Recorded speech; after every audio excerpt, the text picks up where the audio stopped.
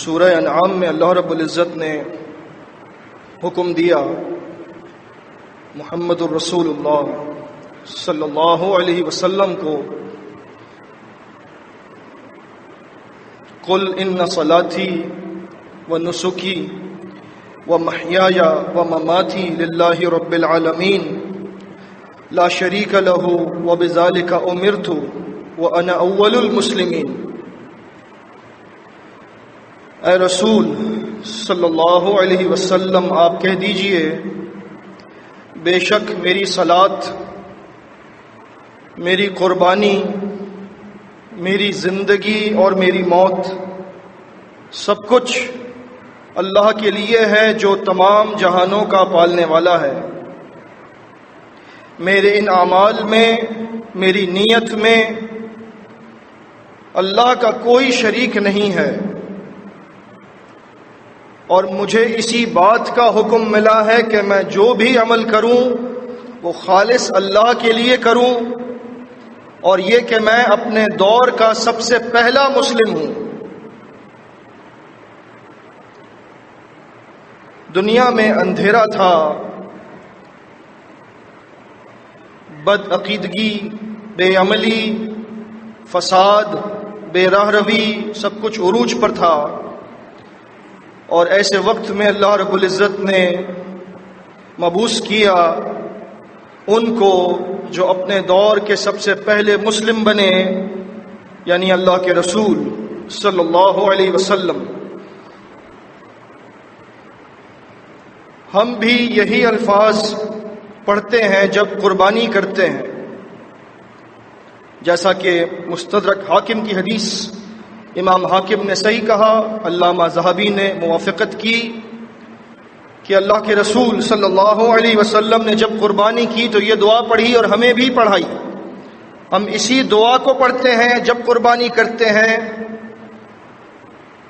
انی وجہت وجہی للذی فطر السماوات والارض، میں نے اپنا چہرہ اس ذات کے سامنے کر دیا ہے جس نے آسمانوں اور زمین کو پیدا کیا، علی ملت ابراہیم، اور میں یہ قربانی کر رہا ہوں ابراہیم علیہ السلام کے طریقے کے مطابق، حنیفم مسلمہ، وہ حنیف تھے، صرف اللہ کے لیے عمل کرتے تھے، یکسوئی کے ساتھ اللہ کی عبادت کرتے تھے، کسی کو اللہ کے ساتھ شریک نہیں کرتے تھے، اور وہ مسلم تھے۔ میں بھی مسلم ہوں اللہ کی توفیق سے۔ وما انا من المشرکین، وہ مشرکین میں سے نہیں تھے، اور میں بھی بفضل اللہ مشرکین میں سے نہیں ہوں۔ ان صلاتی و نسکی و محیای و مماتی للہ رب العالمین، بے شک میری صلات، میری قربانی، میرا جینا، میرا مرنا سب کچھ میرے رب کے لیے ہے جو تمام جہانوں کا پالنے والا ہے، لا شریک لہ و بذالک امرت، اس کا کوئی شریک نہیں، اور مجھے اسی بات کا حکم ملا ہے، وانا من المسلمین۔ اللہ کے رسول صلی اللہ علیہ وسلم پڑھا کرتے تھے وانا اول المسلمین، ہم پڑھتے ہیں وانا من المسلمین، وہ پہلے مسلم تھے، ہم مسلمین میں سے ہیں۔ اللہم منک، اے اللہ یہ جانور تیری توفیق سے میں نے خریدا ہے، تو نے مجھے عطا کیا ہے، تو نے اس کو میرے لیے مسخر کیا ہے۔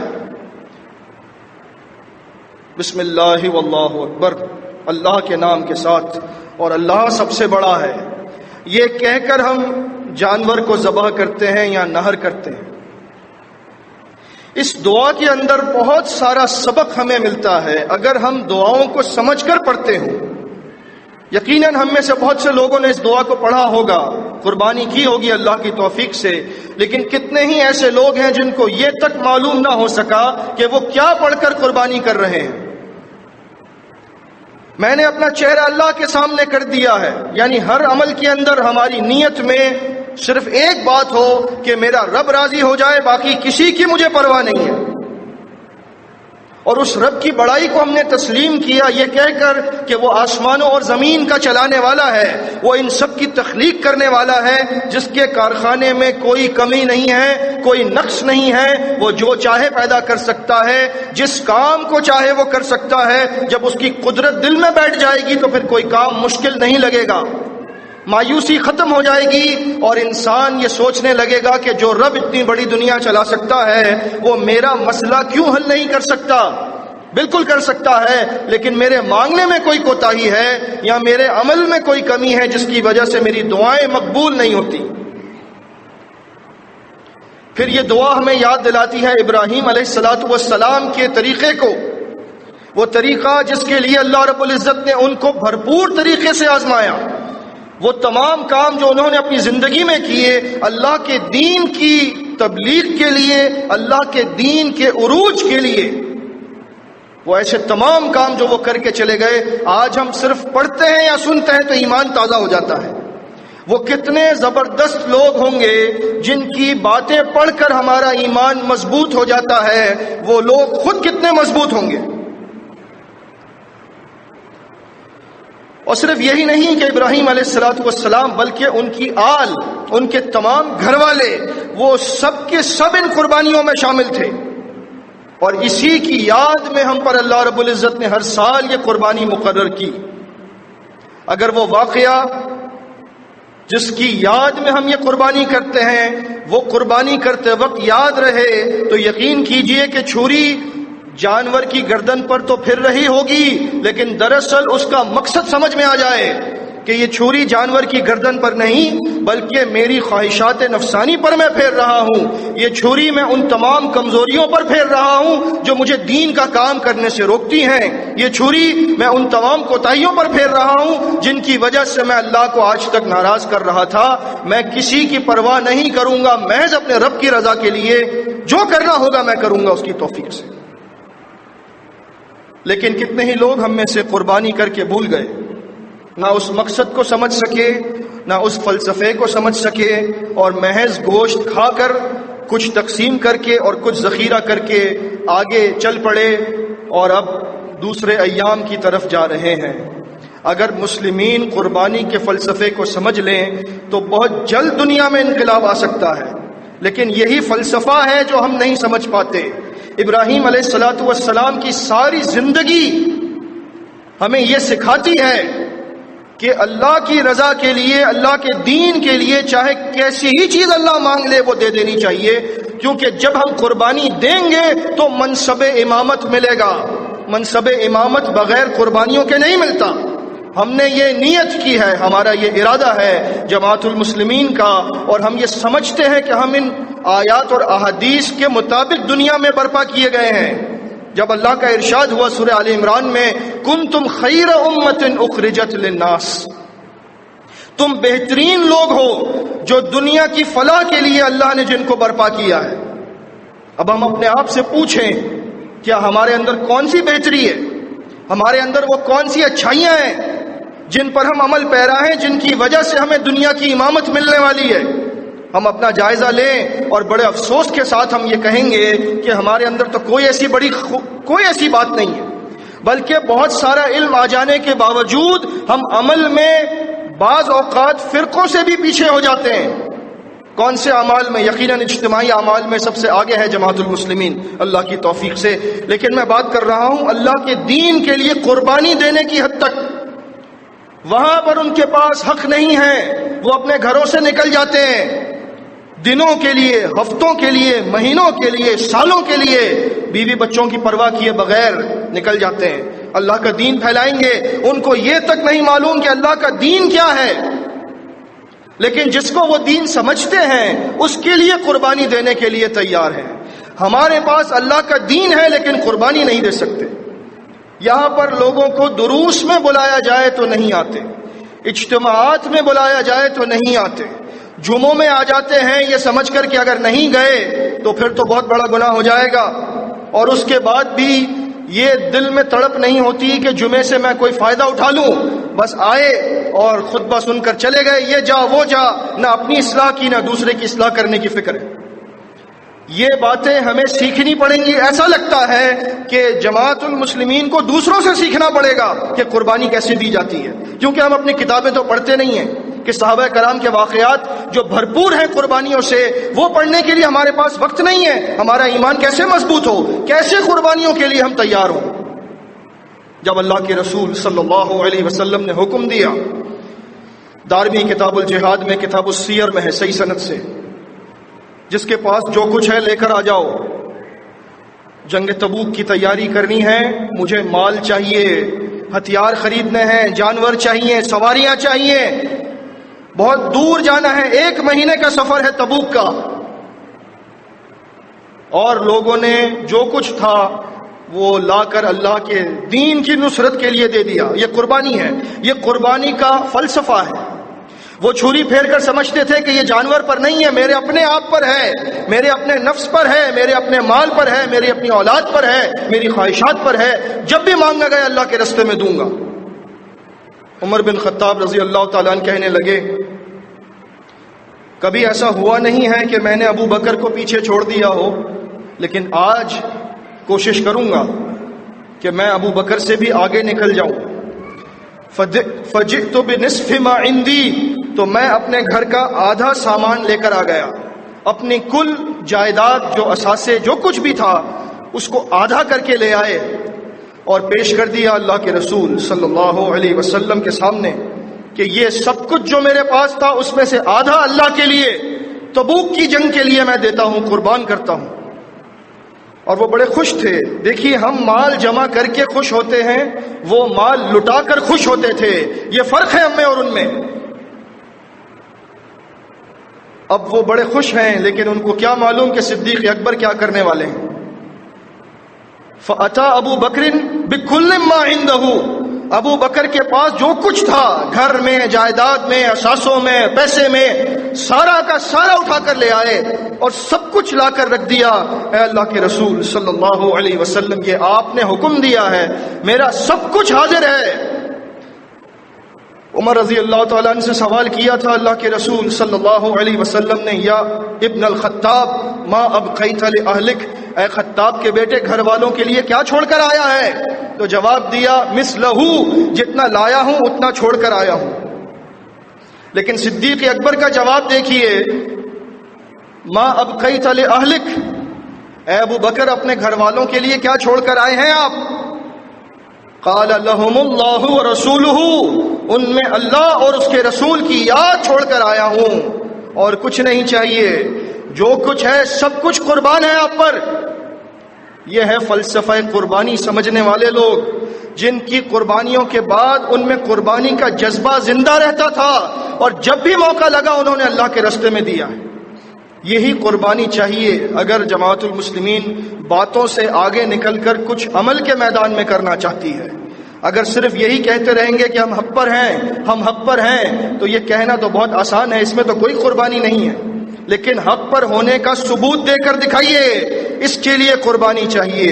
اور اسی کے بعد امامت کا منصب ملے گا، جب اللہ کا دین دنیا پر غالب ہوگا اور لوگ جماعت المسلمین کے پیروکار بن کر پیچھے چلیں گے. اقول قولی ھذا واستغفر اللہ لی ولکم. الحمد للہ حمدا کثیرا طیبا مبارکا فیہ. ان الحمد للہ نحمده ونستعینه ونستغفره ونؤمن به ونتوکل علیہ ونعوذ باللہ من شرور انفسنا ومن سیئات اعمالنا. من يهده الله فلا مضل له ومن يضلل فلا هادي له. وأشهد أن لا إله إلا الله وحده لا شريك له وأن محمدا عبده ورسوله. اللهم صل على محمد النبي وأزواجه أمهات المؤمنين وذريته وأهل بيته كما صليت على آل إبراهيم إنك حميد مجيد. أما بعد فإن أصدق الحديث كتاب الله وأحسن الهدي هدي محمد وشر الأمور محدثاتها وكل محدثة بدعة وكل بدعة ضلالة وكل ضلالة في النار. ابو بکر صدیق رضی اللہ تعالیٰ عنہ نے سارا مال پیش کر دیا اللہ کے دین کے لیے.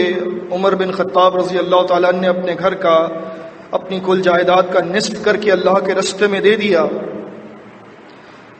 عمر بن خطاب رضی اللہ تعالیٰ عنہ نے ابو بکر صدیق رضی اللہ تعالیٰ عنہ کو دیکھ کر کہا، اللہ کے رسول صلی اللہ علیہ وسلم کی خدمت اقدس میں، فواللہ لا اسابقک الی شیء ابدا، اے ابو بکر اللہ کی قسم میں آپ سے آگے کبھی نہیں جا سکوں گا. یہ بہت بڑی بات ہے جو انہوں نے کر دی، اور یہ بھی ہمارے لیے سبق آموز ہے کہ ان کی کوشش یہ تھی کہ پوری جماعت المسلمین میں سب سے زیادہ اگر کوئی خرچ کرے تبوک کے موقع پر تو عمر بن خطاب کرے. مال خرچ کرنے میں وہ سب سے زیادہ آگے رہنے کی کوشش کرتے، اور ان کی سب سے زیادہ کوشش یہ ہوتی کہ جو بندہ سب سے آگے رہتا ہے میں اس کو پیچھے کر دوں. کس بات میں؟ مال لٹانے میں، نیک اعمال کرنے میں. وہ ان کو پیچھے کرنے کی کوشش دنیا کی غرض سے نہیں کرتے، بلکہ دین کی وجہ سے وہ چاہتے ہیں کہ میں سب سے آگے نکل جاؤں. لیکن یہاں انہوں نے اعتراف کیا کہ آج کے دن میں نے سوچا تھا کہ آپ وہ کام نہیں کر سکیں گے جو آج میں کرنے والا ہوں، لیکن آپ میری سوچ سے بھی زیادہ آگے ہیں. میں نے یہ آدھا مال لا کر رکھ دیا یہ سمجھ کر کہ عمر بن خطاب سب سے آگے ہوگا، لیکن ابو بکر آپ نے تو حد ہی کر دی، سب کچھ لے آئے. یہ کون کر سکتا ہے؟ ایسا کام تو کوئی بھی نہیں کر سکتا. یہ ہے قربانی، یہ وہ سبق ہے قربانی کا جو مسلمین کے دلوں میں زندہ رہے تو آپ دیکھیں گے کہ اللہ کا دین ایسا نہیں رہے گا جیسے آج ہے، کہ لوگوں کو معلوم ہی نہیں ہے کہ اسلام ہے کیا چیز. بس جو لوگوں کے سامنے ہے سمجھتے ہیں یہی اسلام ہے، اور اسلام 22 پردوں کے نیچے چھپا ہے. اسلام کتابوں کی حد تک محدود ہے، اسلام جماعت المسلمین کی حد تک محدود ہے، اور جماعت المسلمین بہت کمزور ہے. کاش کہ مسلمین اس قربانی کے فلسفے کو سمجھیں اور آگے بڑھ کر اپنی تمام چیزیں جو اللہ نے عطا کی ہیں سب کچھ لٹانے کے لیے تیار رہیں. پھر آپ دیکھیں گے اللہ رب العزت کا دین ایسا نہیں رہے گا مغلوب جیسے آج ہے. یہ بہت جلد غالب آ سکتا ہے، لیکن ضرورت اس بات کی ہے کہ ہم سمجھیں قربانی کے فلسفے کو کہ وہ ہے کیا چیز. مال اللہ کے راستے میں لٹا دیا، وہ جانے اللہ کے راستے میں کھپا دیتے. کیسے لٹاتے؟ حرام بن ملحان رضی اللہ تعالی عنہ، وہ 70 قراء میں شامل تھے، صحیح بخاری کتاب المغازی میں ہے.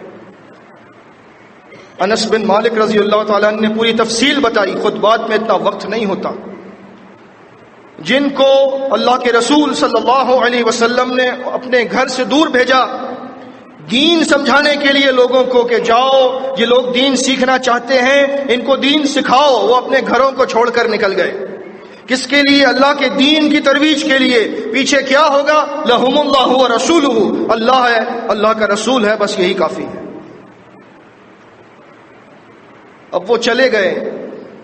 یہ وہ بہترین لوگ تھے، علماء تھے، قراء تھے، جن پر سالوں کی محنت ہوئی ہے، اور 70 ایک ساتھ بھیج دیے اللہ کے رسول صلی اللہ علیہ وسلم. 70، اور ان 70 کے 70 قراء اور علماء کو دھوکہ دے کر قتل کیا ہے دشمنان اسلام نے. اور ان کے قتل کے وقت حرام بن ملحان رضی اللہ تعالی عنہ، جن کو پیچھے سے آ کر نیزہ مارا ہے کسی دشمن نے اللہ کے، وہ جب خون نکلا ہے ان کا تو وہ خون اپنے ہاتھ میں لے کر اپنے چہرے پر ملنے لگے، اور ان کی زبان سے یہ جملہ ادا ہو رہا تھا، فزت ورب الکعبہ، فزت ورب الکعبہ، رب کعبہ کی قسم آج میں کامیاب ہو گیا، میری زندگی کا مقصد آج پورا ہوا ہے. کہ جس کے لیے میں تیاری کر رہا تھا، جس کے لیے میں نے یہ سب کچھ کیا تھا، آج وہ شہادت کا مزہ مجھے ملا ہے جو بہت کم لوگوں کے حصے میں آتا ہے۔ یہ سب سے بڑی قربانی ہے کہ آدمی اپنی جان اللہ کے راستے میں دے اور اتنی خوشی کے ساتھ دے کہ اس کی زبان سے نکل رہا ہے کہ میں کامیاب ہو گیا۔ لوگ مرنے والے کے بارے میں سمجھتے ہیں کہ کتنا نقصان ہوا، افسوس کرتے ہیں، لیکن یہاں پر اللہ کے راستے میں جان دینے والا خوش ہو رہا ہے اور خوشی میں اپنا لہو اپنے چہرے پر لگا رہا ہے۔ اس کو معلوم ہے کہ اسی طرح قیامت کے دن اٹھایا جاؤں گا جب خون کا رنگ سرخ ہوگا اور خون سے مشک کی خوشبو آ رہی ہوگی اور اللہ کے سامنے پیش کیا جاؤں گا۔ یہ سب سے بڑی قربانی ہے جو کوئی بندہ دے سکتا ہے۔ مال کی قربانی اگرچہ بہت عظیم ہے، لیکن جان کی قربانی سب سے بڑی ہے۔ مال تو دوبارہ کما سکتا ہے بندہ، لیکن جان چلی گئی تو پھر ایک ہی بار ملتی ہے، دوبارہ نہیں مل سکتی۔ جو لوگ یہ سب کچھ کر سکتے ہوں ان سے قومیں، کفار اور دیگر اقوام آخر کیوں نہیں ڈریں گے؟ جو جان دے کر خوشی محسوس کرتے ہوں ان کا کتنا رعب ہوگا دشمنوں کے دلوں پر، یہ سوچئے آپ۔ یہی تو بات ہے خالد بن ولید رضی اللہ تعالی عنہ نے جب کہا تھا، مسند ابو یعلا میں حسن سند سے، جب وہ ابو بکر صدیق رضی اللہ تعالیٰ عنہ کے دور خلافت میں صدیق اکبر کے حکم پر فوج لے کر نکلے اور کہاں جا رہے تھے؟ دور دراز علاقوں میں جہاں پر لوگوں نے علم بغاوت بلند کیا تھا خلیفہ اول کے خلاف اور کہا تھا کہ ہم زکوٰۃ ادا نہیں کریں گے، زکوٰۃ صرف اللہ کے نبی صلی اللہ علیہ وسلم کے لیے تھی، خلفاء کے لیے نہیں ہے۔ ایسے موقع پر صدیق اکبر نے اعلان کیا تھا کہ میں ان سے جنگ کروں گا اور زکوٰۃ وصول کروں گا، اور انہوں نے اپنے سب سے بڑے کمانڈر کو بھیجا۔ عمر بن خطاب رضی اللہ تعالیٰ عنہ یقیناً عظیم الشان شخصیت ہیں، لیکن خالد بن ولید سیف اللہ ہے، اللہ کی تلوار ہے۔ وہ جاتے ہیں اور وہاں پہنچنے سے پہلے خط لکھتے ہیں آخری مرتبہ ان لوگوں کو جنہوں نے زکوٰۃ دینے سے انکار کیا، اور خط میں لکھ کر بھیجتے ہیں اگر تم زکوٰۃ دے دو تو تمہاری بھلائی اسی میں ہے، اگر تم نے زکوٰۃ نہ دی لَأَلْقَيَنَّكُمْ بِقَوْمٍ يُحِبُّونَ الْمَوْتَ كَحُبِّكُمُ الْحَيَاةَ، تو میں ایسی فوج لے کر تم پر چڑھائی کروں گا کہ وہ موت سے اتنی محبت کرتے ہیں جتنی محبت تم زندگی سے کرتے ہو۔ وہ فوج کیسی ہوگی؟ وہ کمانڈر کتنا فخر کرتا ہوگا اپنے فوجیوں پر، جس کو یہ یقین ہے کہ میں کہوں تو یہ آگ میں چھلانگ لگا دیں۔ یہ بات الگ ہے، معروف ہی میں اطاعت ہے، لیکن یہ کہا جاتا ہے کہ اگر سمندروں میں آگ لگ جائے تب بھی وہ چھلانگ لگا دیتے۔ بہرحال بات یہ ہے کہ یقیناً ایسی افواج اسلام میں آئی ہیں، صحابہ کرام کی افواج، کہ جن کا موت کے معاملے میں یہ پختہ یقین تھا کہ وہ موت کو اپنی زندگی کا مقصد سمجھتے تھے۔ اگر شہادت مل گئی تو مجھے اس سے بڑا انعام کوئی اور نہیں مل سکتا۔ اس کی تلاش میں وہ گھومتے رہتے تھے کہ کہاں پر مجھے شہادت ملے گی، کہاں پر میں اللہ کے دین کے لیے اپنا لہو اللہ کو دوں گا۔ یہ ساری باتیں جس فوج میں ہوں، جس قوم میں ہو، ایسی قوم کا رعب دشمنوں پر کیسا ہوگا یہ آپ اندازہ لگا سکتے ہیں۔ آج اسلام کیوں مغلوب ہے؟ کیونکہ آج اسلام کا نام لینے والے زندگی سے محبت کرتے ہیں اور موت سے بھاگتے ہیں اور موت کی تیاری نہیں کرنا چاہتے، موت کا نام نہیں سننا چاہتے۔ طبرانی نے اپنی اوسط میں یہ حدیث نقل کی ہے حسن سند سے، اللہ کے رسول صلی اللہ علیہ وسلم نے فرمایا، اسی پر میں ختم کرتا ہوں، صلاح اول هذه الامه بالزهادة والیقین، اس امت کے ابتدائی حصے کی فلاح، کامیابی اور غلبہ، اس کی وجہ یہ ہے کہ یہ دنیا سے بے رغبت ہیں، ان کو دنیا نہیں چاہیے، اور ان میں یقین کامل ہے کہ اللہ ہماری مدد کرے گا، اگر موت آئی تو اس سے بڑی کوئی بات ہی نہیں ہے۔ وَهَلَاكُ آخِرِهَا بِالْبُخْلِ وَالْعَمَلِ، اور اس امت کے آخری حصے کی ہلاکت کی وجہ یہ ہوگی کہ یہ بخیل ہوں گے، مال کی قربانی نہیں دیں گے اور خواہشات پر زندہ رہیں گے جیسی خواہشات آج اس امت میں ہیں. ہم اللہ کے حبیب کے امتی ہیں، جو چاہے کریں وہ ہاتھ پکڑ کر جنت میں لے جائیں گے. ہم یہ کہتے ہیں ہم جماعت المسلمین ہیں، جنت میں ہم ہی جائیں گے چاہے کچھ کریں یا نہ کریں. یہ سب عمل ہے. عمل مانے خوش فہمیاں. خوش فہمیوں سے باہر آئیے. جماعت المسلمین نام رکھ لینے سے جنت نہیں ملنے والی. جماعت المسلمین نام کے ساتھ کام بھی چاہیے جماعت المسلمین والا. اس کے لیے قربانی دیجئے. اس منصب تک پہنچنے کے لیے جو قربانی آپ نے کچھ دن پہلے کی ہے اس کو یاد رکھیے.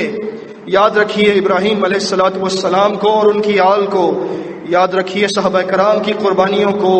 اور یاد رکھیے جماعت المسلمین اولین کو کہ وہ لوگ دنیا پر چھا گئے اپنی قربانیوں کی وجہ سے. اقول قولی ھذا واستغفر اللہ لی ولکم.